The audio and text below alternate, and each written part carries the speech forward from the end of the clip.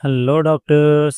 Start करते हैं आज generation and conduction of nerve impulse कि नर्व इम्पल्स किस प्रकार से जनरेट होती है और किस प्रकार से कंडक्ट होती है। ठीक है, तो देखना कह रहा न्यूरॉन्स और एक्साइटेबल सेल। न्यूरॉन कैसी होती है? एक्साइटेबल सेल होती है बिकॉज क्योंकि there membrane are in a polarised, क्योंकि जो इनकी मेम्ब्रेन होती हैं कैसी होती हैं? पोलराइज्ड स्टेट में होती है, यानी पोलराइज्ड अवस्था में होती हैं। डू यू नो, क्या तुम्हें पता है why the membrane of the neuron, neuron की मेम्ब्रेन, ठीक है, इस पोलराइज्ड। क्या तुम्हें पता है कि न्यूरॉन की मेम्ब्रेन क्यों पोलराइज्ड होती हैं? Different types of ions channel, ठीक है, डिफरेंट टाइप्स के आयन चैनल जो होते हैं ये तुम्हारे प्रेजेंट होते पाए जाते हैं on the neural membrane. Neural membrane में डिफरेंट टाइप्स के आयन चैनल होते हैं। दीज आयन चैनल्स, ये जो आयन चैनल्स होते हैं सेलेक्टिवली परमिएबल। ये कैसे होते हैं? सेलेक्टिवली परमिएबल होते हैं टू डिफरेंट आयंस, अलग अलग प्रकार के आयन के लिए। When A neuron is not conducting any impulse, कह रहा है जब न्यूरॉन जो होता है नॉट कंडक्टिंग, यानी जब कोई भी इम्पल्स को कंडक्ट नहीं करता, यानी रेस्टिंग होती है, यानी आराम कर रहा होता है। द एक्सोनल मेम्ब्रेन, तो एक्सॉन की जो मेम्ब्रेन होती है इस कंपेरेटिवली मोर परमिएबल होती है, ज़्यादा परमिएबल होती है टू द पोटेशियम। किसके लिए? पोटेशियम आयन के लिए ये परमिएबल होती है। एंड द नियरली इनपरमिएबल, और लगभग क्या होती है? इनपरमिएबल होती है किसके लिए? सोडियम आयन यानी Na+ के लिए। ठीक है, कह रहा कि ये हमारी एक्सॉन हो गया। ठीक है, ये हमारा क्या हो गया? एक्सॉन हो गया। सॉरी, ये हमारा क्या हो गया? एक्सॉन हो गया। ठीक है, ये एक्सॉन की मेम्ब्रेन है। कह रहा है इसकी मेम्ब्रेन में क्या होते हैं? डिफरेंट टाइप्स के चैनल लगे होते हैं। ठीक है, ये चैनल जो होते हैं ये सेलेक्टिवली परमिएबल होते हैं। ये चैनल्स जो लगे हुए हैं सेलेक्टिवली परमिएबल होते हैं आयंस के लिए। अब क्या होता क्या है कि रेस्टिंग फेज में ये जो मेम्ब्रेन होती है ये पोटेशियम के लिए परमिएबल होती है। अगर पोटेशियम के लिए परमिएबल होती है और सोडियम के लिए लगभग क्या होती है? इनपरमिएबल होती है। तो इस एक्सॉन के अंदर क्या लिक्विड भरा भरा होगा, जैसे हम क्या बोलेंगे? एक्सोप्लाज्म बोलेंगे। ठीक है, तो होगा क्या? ये तो इनसाइड हो गया, ये क्या है? एक्सॉन के बाहर बाहर की चीज़ हो गई। तो ये जब कोई इम्पल्स कंडक्ट नहीं करेंगे तो ये मेम्ब्रेन जो होंगी ये क्या होंगी? परमिएबल होंगी। किसके लिए? पोटेशियम आयन के लिए। तो बाहर से पोटेशियम क्या होगा? अंदर की तरफ आएगा। बाहर से पोटेशियम क्या होगा? अंदर की तरफ आएगा। ठीक है, और ये सोडियम के लिए क्या होती है? इनपरमिएबल होती है, तो सोडियम जो है वो बाहर का बाहर ही बना रहेगा। ठीक है, अंदर क्या होता है? एक्सॉन के अंदर क्या होता है? निगेटिवली चार्ज प्रोटीन होती है। ठीक है, निगेटिव प्रोटीन होती हैं। तो ये नेगेटिव प्रोटीन के लिए भी क्या होता है? इनपरमिएबल होता है। ठीक है, ये नेगेटिव प्रोटीन के लिए भी कैसा होता है? इनपरमिएबल होता है। तो यहाँ पर नेगेटिव प्रोटीन भी पड़ी रहेगी, यानी रेस्टिंग फेज में एक्सॉन की जो मेम्ब्रेन होती है परमिएबल होती है किसके लिए? सिर्फ पोटेशियम आयन के लिए परमिएबल होती है, और सोडियम आयन और नेगेटिवली चार्ज प्रोटीन के लिए इनपरमिएबल होती है।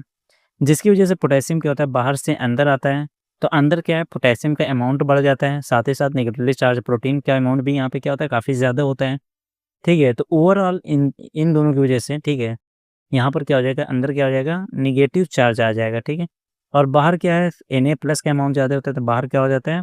पॉजिटिव साइन आ जाता है। ठीक है, तो मेम्ब्रेन के एक साइड में क्या है? माइनस, और एक साइड में प्लस। इनर साइड में माइनस, आउटर साइड में प्लस। और इसी को हम कहते हैं कि जो न्यूरॉन की मेम्ब्रेन है ये क्या? पोलराइज्ड स्टेट यानी पोलराइज्ड अवस्था में है। ठीक है, तो देखना कह रहा कि the axon membrane is comparably more permeable. जो एक्सॉन की मेम्ब्रेन होती है क्या होती है? मोर परमिएबल होती है पोटेशियम आयन के लिए, एंड नियरली इनपरमिएबल, अगर इनपरमिएबल होती है किसके लिए? सोडियम आयन के लिए। सिमिलरली इसी प्रकार द मेम्ब्रेन इज इनपरमिएबल, जो मेम्ब्रेन होती है क्या होती है? इनपरमिएबल होती है टू निगेटिव चार्ज्ड प्रोटीन। जो निगेटिव चार्ज प्रोटीन है, ठीक है, जो कहाँ पे है? एक्सॉन के अंदर है, उसके लिए भी क्या होती है? इनपरमिएबल होती है, प्रेजेंट इन जो इन द एक्सोप्लाज्म, यानी द एक्सोप्लाज्म के अंदर जो नेगेटिवली चार्ज प्रोटीन है इसके लिए भी क्या होती है? इनपरमिएबल होती है। यानी रेस्टिंग फेज में ये सिर्फ पोटेशियम है, जो मेम्ब्रेन है सिर्फ किसके लिए परमिएबल है? पोटेशियम के लिए परमिएबल है, बाकी सोडियम और नेगेटिवली चार्ज प्रोटीन के लिए इनपरमिएबल है। कॉन्सिक्वेंटली माने इसलिए the axoplasm inside the axon, इसलिए जो एक्सोप्लाज्म है ये एक्सॉन के अंदर contain high concentration of potassium ion, इसलिए एक्सॉन के अंदर क्या होता है? पोटेशियम आयन का अमाउंट काफ़ी ज़्यादा होता है। ठीक है, एंड नेगेटिवली चार्ज प्रोटीन, और नेगेटिवली चार्ज प्रोटीन का भी अमाउंट यहाँ पे ज़्यादा होगा।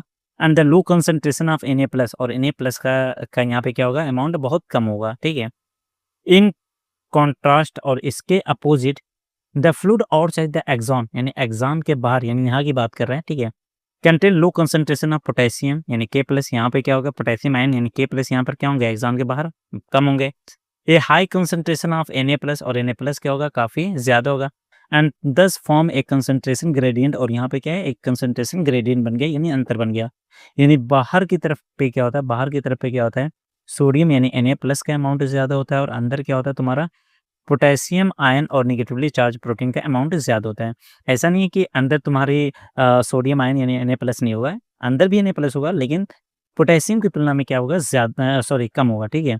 अगर मान लो यहाँ पे पोटेशियम आयन 50 है तो हो सकता है यहाँ पे 5-10 सोडियम आयन हो, ठीक है। ऐसे ही बाहर क्या है कि हो सकता है कि 100 सोडियम आयन हो तो पोटेशियम हो सकता है ये 4-5 हो, ठीक है। तो एग्ज़ाम के अंदर तुम्हारा पोटेशियम आयन और नेगेटिवली चार्ज प्रोटीन के अमाउंट यानी इनकी कंसंट्रेशन बहुत ज़्यादा होती है, ठीक है, in comparison to sodium, sodium की तुलना में। और बाहर क्या होती है सोडियम की कंसंट्रेशन क्या होती है बहुत ज़्यादा होती है पोटेशियम की तुलना में, ठीक है। यानी यहाँ पर एक ग्रेडियंट बन गया, ठीक है, कि बाहर तुम्हारा सोडियम ज़्यादा होगा और अंदर क्या होगा पोटेशियम ज़्यादा होगा। और यहाँ पर अंदर क्या है नेगेटिवली चार्ज प्रोटीन काफ़ी ज़्यादा है जिसकी वजह से अंदर की तरफ क्या है माइनस चार्ज आ गया और बाहर सोडियम बहुत ज़्यादा है, ठीक है, जिसकी वजह से पॉजिटिव चार्ज आ गया, ठीक है। दीज आयनिक ग्रेडियंट कह रहा है ये जो आयनिक ग्रेडियंट है अक्रॉस द रेस्टिंग मेम्ब्रेन यानी इस रेस्टिंग मेम्ब्रेन के अक्रॉस ये जो आयनिक ग्रेडियंट है यानी अंतर है और मेंटेन्ड बाय इसे मेंटेन किया जाता है बाय एक्टिव ट्रांसपोर्ट, ठीक है। कैसे मेंटेन किया जाता है एक्टिव ट्रांसपोर्ट से मेंटेन किया जाता है, ठीक है। Active transport of ion ion के एक्टिव ट्रांसपोर्ट से by the sodium potassium pump द्वारा, ठीक है। यहाँ पर क्या होता है कि सोडियम पोटेशियम पंप काम करता है इस कंसंट्रेशन ग्रेडियंट को मेंटेन रखने के लिए। विच ट्रांसपोर्ट जो ट्रांसपोर्ट करता है 3 सोडियम आउटवर्ड जो 3 Na+ सोडियम आयन को क्या कहता है बाहर फेंकता है for 2 potassium ion in the cell और 2 अंदर की तरफ फेंकता है, ठीक है। यानी बाहर की तरफ सोडियम ज़्यादा बना रहे और अंदर की तरफ पोटेशियम ज़्यादा बना रहे, इसके लिए यहाँ पे क्या होता है सोडियम पोटेशियम पंप लगा होता है वो भी काम करता है, ठीक है। मान लो ये एक पंप लगा हुआ है जिसे हम क्या करें सोडियम पोटेशियम पंप। ये सोडियम पोटेशियम पंप क्या करेगा अंदर से क्या करेगा 3 Na+ को उठा के बाहर फेंकेगा, ठीक है। 3 Na+ को क्या करेगा 3 Na+ को बाहर फेंकेगा और बाहर से क्या करेगा अंदर की तरफ पोटेशियम आयन को भेजेगा और कितने 2 पोटेशियम आयन को भेजता है, ठीक है। और ये बताओ पंप है तो पंप कैसे काम करता है एक्टिवली, तो यहाँ पे एनर्जी यूज़ होगी। तो कह रहा है ये जो मेम्ब्रेन के अक्रॉस ये जो ग्रेडियंट आयन का जो ग्रेडियंट बना है इसको मेंटेन किया जाता है किसके द्वारा सोडियम पोटेशियम पंप द्वारा जो कैसे काम करता है पैसिवली एक्टिवली काम करता है। ये 3 सोडियम आयन यानी 3 Na+ को अंदर से बाहर फेंकता है और उसके बदले में 2 पोटेशियम आयन यानी 2 K+ को बाहर से अंदर की तरफ फेंकता है।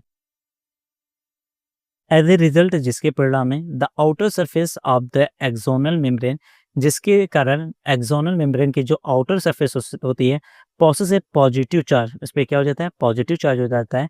वाइल इट्स इनर सरफेस जबकि इसकी इनर सरफेस जो होती है वो कैसी हो जाती है निगेटिव चार्ज हो जाती है।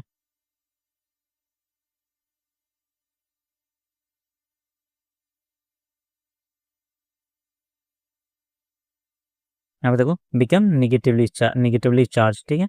बाहर की तरफ देखो क्या हो गया पॉजिटिव चार्ज अंदर की तरफ निगेटिव चार्ज एंड देयरफॉर इसलिए इस पोलराइज्ड इसलिए में क्या कहते हैं पोलराइज्ड कहते हैं, ठीक है। अब ये बताओ यहाँ पे बाहर क्या है तुम्हारा पॉजिटिव है, ठीक है। यहाँ पे देखो बाहर की तरफ क्या है तुम्हारा पॉजिटिव है और अंदर की तरफ क्या है निगेटिव है। अंदर की तरफ क्या होगा निगेटिव होगा, बाहर पॉजिटिव अंदर निगेटिव। तो यहाँ पर एक पोटेंशियल डिफरेंस है, ठीक है, एक इलेक्ट्रिकल पोटेंशियल डिफरेंस है। तो इसे हम क्या बोलेंगे रेस्टिंग पोटेंशियल, ठीक है। तो कह रहा है कि द इलेक्ट्रिकल पोटेंशियल डिफरेंस यानी इलेक्ट्रिकल पोटेंशियल का जो डिफरेंस होता है across the resting plasma membrane के across is called the resting potential, उसे हम क्या बोलते हैं रेस्टिंग पोटेंशियल। यानी अभी कोई इंपल्स कंडक्ट हो नहीं रही थी तो बाहर पॉजिटिव अंदर निगेटिव, तो यहाँ पे एक इलेक्ट्रिकल पोटेंशियल डिफरेंस है, ठीक है। और जब कोई इंपल्स यहाँ पे कंडक्ट नहीं हो रही है तो इस इलेक्ट्रिकल पोटेंशियल डिफरेंस को हम क्या बोलेंगे रेस्टिंग पोटेंशियल बोलेंगे, ओके। उसके बाद देखना यू माइट बी क्यूरियस, कह रहा है यू माइट बी क्यूरियस माने क्या होता है इच्छा जानने की, किसी भी चीज़ को जानने की लालसा इच्छा जो होती है उसी को हम क्या कहते हैं क्यूरियोसिटी कहते हैं क्यूरियस। कह रहे यू माइट बी क्यूरियस हो सकता है कि तुम क्यूरियस हो, ठीक है, टू नो जानने के लिए about the mechanism of generation of nerve impulse कि mechanism of generation of nerve impulse कि नर्व इम्पल्स किस प्रकार से जनरेट होती है एंड इट्स कंडक्शन, और इसका कंडक्शन ये किस प्रकार से कंडक्ट होती है अलोंग एन एक्सॉन, यानी एक एक्सॉन के अंदर किस प्रकार से नर्व नर्व इम्पल्स जनरेट होती है और कंडक्ट होती है। When A stimulus is applied at A site, कह रहा जब स्टिमुलस को हम क्या करते हैं, अप्लाइड करते हैं किसी भी साइड पे, ठीक है। जैसे मान लो ये हमारी क्या है, एक्सॉन है, ठीक है, ये हमारी क्या है, एक्सॉन है। तो बाहर क्या होना चाहिए था, पॉजिटिव, और अंदर निगेटिव। अब कह रहा कि जब जिस पॉइंट पे मैं क्या करूँगा, स्टिमुलेट करूँगा, ठीक है, मान लो यहाँ पे मैंने चुभाया तुम्हें कुछ, तो यहाँ की जो मेम्ब्रेन है ये तुरंत क्या हो जाएगी, सोडियम आयन के लिए परमिएबल हो जाएगी, जिसके लिए सोडियम आयन बहुत तेज़ी के साथ अंदर जाएँगे, ठीक है। तो यहाँ पर क्या है, सोडियम की कंसंट्रेशन काफ़ी ज़्यादा हो जाएगी, तो अंदर क्या हो जाएगा, प्लस हो जाएगा, और बाहर क्या हो गया जाएगा, यहाँ पर माइनस हो जाएगा, ठीक है। और इसे हम क्या कहेंगे, डीपोलराइज़्ड, की मेम्ब्रेन क्या होगी तुम्हारी, डीपोलराइज़्ड हो गई, ठीक है। अब यहाँ पे देखो, यहाँ पे कोई पॉइंट बी होगा, ठीक है, यहाँ पे देखो कोई पॉइंट बी है, तो यहाँ पे बाहर की तरफ क्या है, नेगेटिव, अंदर क्या है, पॉजिटिव, और इसके अगले पॉइंट पे यहाँ पर क्या है, अंदर नेगेटिव, बाहर पॉजिटिव। तो यहाँ पर करंट जो होगा वो पॉजिटिव से नेगेटिव, ठीक है, यहाँ पे क्या होगा, करंट जो है वो पॉजिटिव से नेगेटिव की तरफ जाएगा, और यहाँ से क्या होगा, बाहर से क्या होगा, पॉजिटिव से नेगेटिव। करंट क्या करेगा, ये सर्किट कंप्लीट हो गई, तो करंट क्या करेगा, फ्लो करेगा, ठीक है। तो फिर यहाँ से जब ये यहाँ से करंट यहाँ पर पहुँचेगा, तो ये जो बाहर ये सॉरी जो ये जो अंदर नेगेटिव है, तो यहाँ पर क्या हो जाएगा, पॉजिटिव, क्योंकि ये जब करंट यहाँ से फ्लो होगा तो ये पॉजिटिव के यहाँ पर आ जाएगा, ठीक है। तो इसको क्या करेगा, पॉजिटिव बनाया गया है। अब ये नेगेटिव जो है ये उठ के ऊपर चला जाएगा, तो बाहर क्या हो जाएगा, नेगेटिव हो जाएगा। ये पॉजिटिव उठ के कहाँ पर आ जाएगा, पॉइंट ए पे आ जाएगा, तो यहाँ पे पॉजिटिव हो जाएगा, और ये नेगेटिव उठ के यहाँ पर चला आएगा, तो यहाँ पर नेगेटिव हो जाएगा, ठीक है।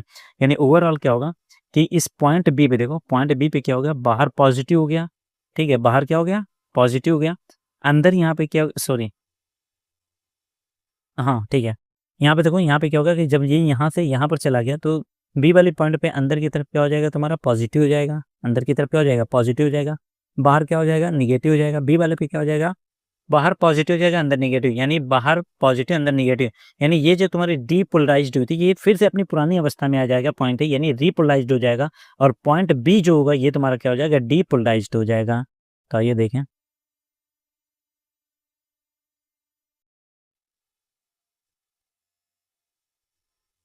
कह रहा है when A stimulus is applied at point A, जब पॉइंट ए पे हम स्टिमुलस को अप्लाइड करते हैं, ठीक है, on the polarised membrane, polarised membrane पे, the membrane at site A, तो साइट ए पे, साइट ए की जो मेम्ब्रेन है बिकम्स फ्रीली परमिएबल, ये फ्रीली परमिएबल हो जाएगी किसके लिए, सोडियम आयन के लिए। इधर देखना, ये तुम्हारा क्या हो गया, एक्सॉन हो गया, ठीक है। अब इसमें क्या है कि बाहर की तरफ क्या है, पॉजिटिव है, ठीक है, और अंदर की तरफ क्या है, निगेटिव है, ठीक है। इसे हम मान लेते हैं पॉइंट ए, और इसे हम मान ले रहे हैं पॉइंट बी, ठीक है। तो होगा क्या कि जब हम पॉइंट ए पे स्टिमुलस को अप्लाई करेंगे ना, यानी यहाँ इस मेम्ब्रेन को जब हम उत्तेजित करेंगे, तो ये जो है तुरंत परमिएबल हो जाएगी, किसके लिए, Na+ के लिए परमिएबल हो जाएगी। तो यहाँ से क्या होगा, Na+ बहुत तेज़ी के साथ क्या होगा, बाहर से अंदर की तरफ आएगा, जिसकी वजह से क्या होगा, कि इस पॉइंट ए पे, ठीक है, पॉइंट ए पे क्या होगा कि अंदर की तरफ क्या हो जाएगा, पॉजिटिव हो जाएगा, अंदर की तरफ क्या हो जाएगा, पॉजिटिव हो जाएगा, और बाहर की तरफ क्या हो जाएगा, निगेटिव हो जाएगा। बाकी बाकी जगह पे वैसे ही रहेगा कि बाहर की तरफ पॉजिटिव और अंदर की तरफ निगेटिव। तो ये देखो, बाहर पॉजिटिव, अंदर निगेटिव, ये क्या है, तुम्हारी पोलराइज्ड अवस्था है। लेकिन जैसे ही तुमने स्टिमुलस किया, यहाँ पे स्टिमुलस किया, तो यहाँ पे सोडियम आयन के लिए परमिएबल हो गई, तो Na+ बहुत तेज़ी के साथ अंदर आ गया। तो Na+ का अमाउंट यहाँ पे बढ़ गया, जिसकी वजह से अंदर पॉजिटिव हो गया, बाहर निगेटिव हो गया, और इस अवस्था को हम कहते हैं कि ये तुम्हारी मेम्ब्रेन इस पॉइंट ए पे क्या हो गई है, डीपोलराइज्ड हो गई है। क्या हो गई है, डीपोलराइज्ड हो गई है। अब यहाँ देखो, ये तुम्हारा क्या है, पॉइंट बी है, तो पॉइंट बी पे अंदर की तरफ क्या है, नेगेटिव है, और पॉइंट ए पे अंदर की तरफ पॉजिटिव है। तो करंट जो होगा वो पॉजिटिव से नेगेटिव की तरफ जाएगा, यानी बी से अंदर की साइड में क्या होगा, ए से बी की तरफ जाएगा, और तुम्हारा बाहर वाली साइड यानी आउटर मेम्ब्रेन से क्या होगा, ये करंट बी से ए की तरफ जाएगी। तो जब यहाँ अंदर की तरफ से ए से बी की तरफ जाएगा, तो ये प्लस जो है वो उड़ के कहाँ पे चला जाएगा, इस वाली लोकेशन पे आ जाएगा, ठीक है। और ये जो माइनस है ये उठ के कहाँ पे चला जाएगा, बाहर चला जाएगा। ये प्लस उठ के कहाँ पे आ जाएगा, इस ए वाले पे आ जाएगा, और ये माइनस यहाँ पर आ जाएगा। यानी पॉइंट ए पे बाहर की तरफ पॉजिटिव हो जाएगा, अंदर की तरफ क्या हो जाएगा, निगेटिव हो जाएगा। यानी ये मेम्ब्रेन फिर से इस अवस्था में आ जाएगी, और इसे हम क्या कहेंगे कि फिर से उसी अवस्था में आएगी, यानी रीपोलराइज्ड हो गए। और पॉइंट बी जो है यहाँ पर क्या हो जाएगा, बाहर की तरफ क्या हो जाएगा, निगेटिव हो जाएगा, और अंदर क्या हो जाएगा, पॉजिटिव हो जाएगा। यानी पॉइंट बी क्या हो जाएगी, तुम्हारी डीपोलराइज्ड हो जाएगी, और फिर ऐसे ही आगे आगे चलता रहेगा, और तुम्हारी करंट फ्लो होती रहेगी, यानी नर्व इम्पल्स ऐसे ही जाएगी, ठीक है। तो इधर देखना, कह रहा when A stimulus is applied, जब कोई स्टिमुलस को अप्लाइड करते हैं एट ए पॉइंट, ठीक है, एट ए पॉइंट, एक पॉइंट पे, जैसे पॉइंट ए पे, on a polarised membrane, polarised membrane पर, the membrane at site A, तो साइट ए की जो मेम्ब्रेन है फ्रीली परमिएबल हो जाएगी किसके लिए, Na+ लिए। This lead to a rapid influx of sodium, ठीक है, सोडियम आयन। तो इसकी वजह से क्या होगा, रैपिड इन्फ्लक्स, बहुत तेजी के साथ इन्फ्लक्स यानी अंदर जाएगा Na+, followed by the reversible of the polarity, जिसकी वजह से क्या करेगा, रिवर्सिबल बदल देगा पोलैरिटी एट दैट साइड, उस साइड की पोलैरिटी को ये क्या करेगा, बदल देगा। That's mean outer surface of the membrane becomes negatively charge, outer membrane क्या हो जाएगी, नेगेटिवली चार्ज हो जाएगी, and the inner side become the positive charge, और इनर क्या हो जाएगी, तुम्हारी पॉजिटिव चार्ज हो जाएगी। The polarity of the membrane at site A, कह रहा साइट ए पे, साइट ए की जो पोलैरिटी है मेम्ब्रेन की, the polarity of site A at site A पर जो मेम्ब्रेन की पोलैरिटी है, इट डज रिवर्स्ड, वो क्या हो गई, बदल गई, एंड हेंस डीपोलराइज, यानी क्या हो गई है, डीपोलराइज्ड हो गई है, ठीक है। पहले क्या है, बाहर पॉजिटिव अंदर नेगेटिव, तो पोलराइज, और जब अंदर पॉजिटिव और बाहर नेगेटिव हो जाएगा तो इसे हम क्या कहेंगे, ये क्या हो गई, डीपोलराइज्ड हो गई है। The electrical potential difference across the plasma membrane, कर जो इलेक्ट्रिकल पोटेंशियल डिफरेंस है, ठीक है, प्लाज्मा मेम्ब्रेन के across at site A is called the action potential. अभी हम क्या बोलेंगे, एक्शन पोटेंशियल।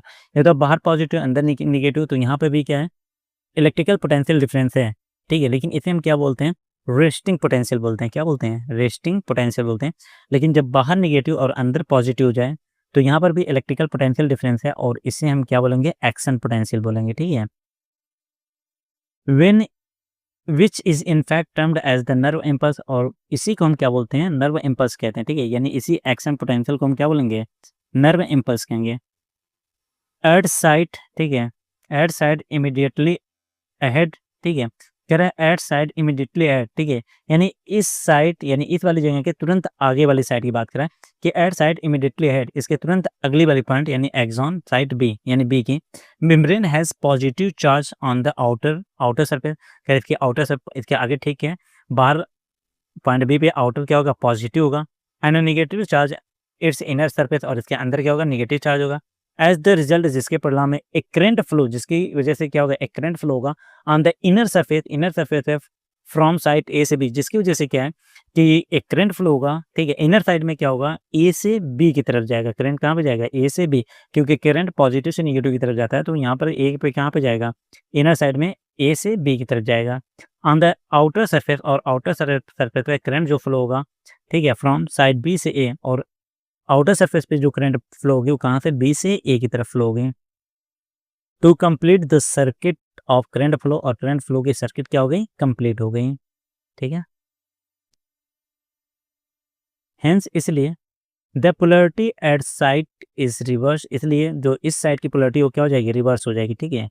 यानी अब यहाँ पर जो तुम्हारा पॉइंट ए है, यहाँ पे क्या हो जाएगा, तुम्हारा प्लस हो जाएगा, पॉइंट ए पे क्या हो जाएगा, बाहर प्लस हो जाएगा, अंदर माइनस हो जाएगा, और जो पॉइंट बी है यहाँ पर, ये पॉइंट बी है, यहाँ पे बाहर की तरफ क्या हो जाएगा, निगेटिव हो जाएगा, और अंदर की तरफ क्या हो जाएगा, पॉजिटिव हो जाएगा, ठीक है, यानी पोलैरिटी क्या हो जाएगी, बदल जाएगी।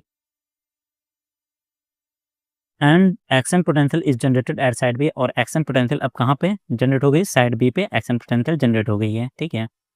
दस यद्यपि द इम्पल्स यानी action potential generated at site A, कह रहे यद्यपि जो एक्शन पोटेंशियल जनरेट हुआ था साइट ए पे अराइव्स एट साइट बी, वो कहाँ पे पहुंच गया, साइट बी पे पहुंच गई है।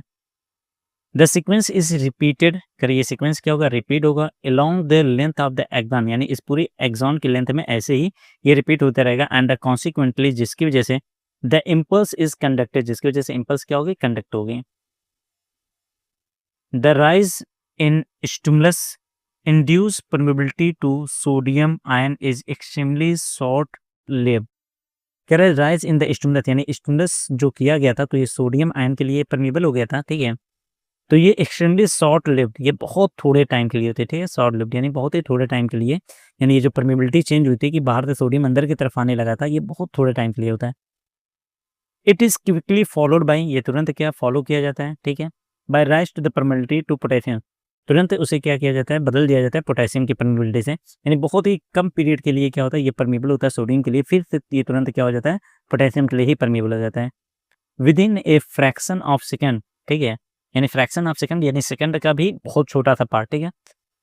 Potassium diffuse outside the membrane, कह रहा है जो पोटेशियम डिफ्यूज हुआ है मेम्ब्रेन के बाहर, ठीक है, यानी पोटेशियम आयन जो बाहर गया है, एंड रीस्टोर कर लेता है रेस्टिंग पोटेंशियल, ठीक है, resting potential of the membrane की रेस्टिंग पोटेंशियल को at the side of the excitation वाले साइड पे, and the fibres becomes one more response to further stimulus, और जो फाइबर है वो एक अगले रिस्पॉन्स के लिए तैयार हो जाता है, ठीक है। तो कह रहा है कि यहाँ पे जो तुम्हारा सोडियम आयन, ठीक है, अंदर से बाहर आ रहा है, ये बहुत ही कम टाइम के लिए होता है और इससे तुरंत इसकी परमिबिलिटी को रिवर्स कर दिया जाता है पोटेशियम आयन के लिए, ठीक है, कि बाहर से या अंदर से क्या होता है, पोटेशियम क्या होता है, बहुत तेज़ी के साथ बाहर निकलने लगता है, ताकि बाहर जो माइनस हुआ था इसको फिर से प्लस बनाया जा सके। यानी बाहर वाली जो माइनस हुई थी इसको फिर से प्लस बनाने में रोल किसका होता है, पोटेशियम का होता है, ठीक है। कि कह रहा है कि सोडियम जैसे यहाँ पे स्टिमुलस अप्लाई किए तो ये सोडियम के लिए क्या होगी, परमिएबल होगी, यानी सोडियम बहुत तेज़ी के साथ अंदर आएगा, लेकिन बहुत ही थोड़े टाइम के लिए। तुरंत इसकी जो परमिएबिलिटी इसको रिवर्स कर दिया जाएगा पोटेशियम के लिए, कि पोटेशियम क्या हो कि अंदर जो भरा पड़ा है ये बहुत तेज़ी के साथ बाहर निकले और बाहर जो माइनस बना था इसको फिर से क्या करे, ये बाहर की जो मेम्ब्रेन ये माइनस बनी थी इसको ये फिर से क्या करे, प्लस बना दे। ओके, आई होप इतना समझ में आ गया होगा। तो इसके बाद है तुम्हारा ट्रांसमिशन ऑफ इम्पल्स। ऐसा करिए, रहने दीजिए, वहाँ तक आप उसको तैयार कर लीजिए, ठीक है, और पूरा चार्ट बनाते हुए, ठीक है, आप जब पढ़िएगा तो उसको पूरा चार्ट बनाते हुए पढ़िएगा, ताकि बाद में हम भूलें ना कि during the resting state membrane जो होती है वो किसके लिए परमेबल होती है, किसके लिए इनपरमेबल होती है, ठीक है। अंदर नेगेटिव क्यों होता है, बाहर पॉजिटिव क्यों होता है, फिर बाहर जब डीपोलराइज्ड होता है तो बाहर कैसे पॉजिटिव हो जाता है, अंदर कैसे नेगेटिव होता है, ठीक है, किस आयन की वजह से। और जो मेम्ब्रेन के में जो पोटेशियम, ठीक है, मेम्ब्रेन के अंदर जो चैनल्स लगे होते हैं वो सेलेक्टिवली होते हैं या नॉन सेलेक्टिवली होते हैं, ठीक है। तो आप एक फ्लो चार्ट बना लीजिएगा उसका। ओके, तैयार करिए, मिलते हैं एक नए लेक्चर में। Okay, bye.